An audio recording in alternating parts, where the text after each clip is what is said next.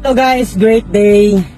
Kung ikaw po ay isang OFW, I hope na makatulong tong video na to para sa'yo for educational.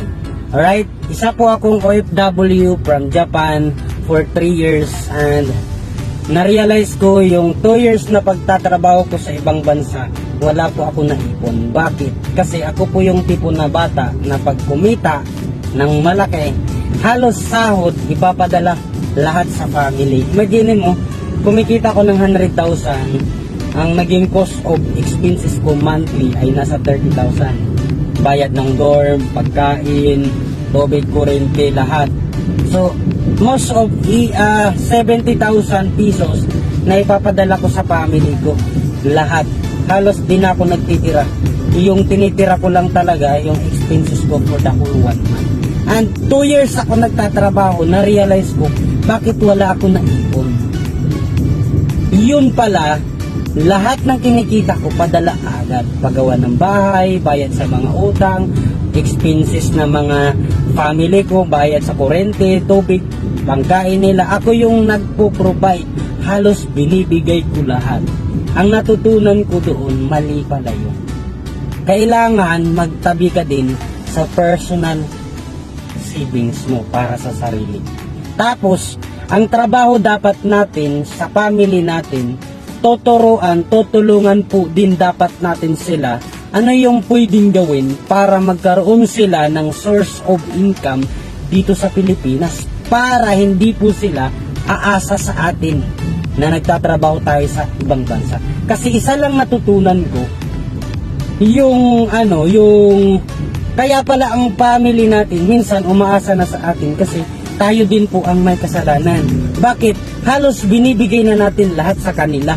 Hindi natin sila ini-educate paano kumita, paano mag-create ng pera para hindi na tayo habang buhay na nagpapadala sa kanila monthly.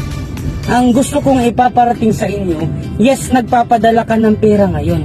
Dapat habang nagpapadala ka, turuan natin sila paano dumiskarte, paano kumita ng pera para hindi habang buhay na tayo po ay nagpadala monthly sa kanila.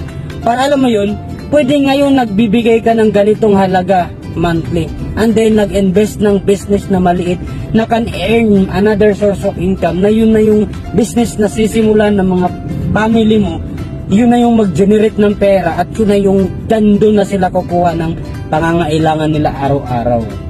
So, kailangan ang gagawin mo, mag-isip ka ng diskarte, paano mo sila turuan kumita ng pera yung family mo dito sa Pilipinas para ikaw, hindi ka habang buhay, monthly, magpapadala ng pera. Kasi, imagine mo, tayo po ay may kontrata. 1 month, 2 months, 3 months, 1 year, 2 years. After ng kontrata, pwedeng umuwi ka na, pwede kang mag-recontract. Eh, paano pag tinanggal ka na, edi wala na. Di ka nakaipon, edi nga. Nasa huli ang pagsisisi. Pero this is only reminders para sa mga OFW. Kasi, sabi ko, yung experience ko na 2 years na yun, sapat na yun na na-realize ko, ay, buti na lang. Kaya yung 1 year na natira sa akin pag OFW sa Japan, doon po ineducate ko magnegosyo ang family ko and kahit papano nakapagtabi pa rin nung umuwi ako sa Pilipinas. I hope na na-remind kita, I hope na may nakuha kang tips, idea sa ginagawa kong video na to. Thank you so much for watching. Happy Abundance Day!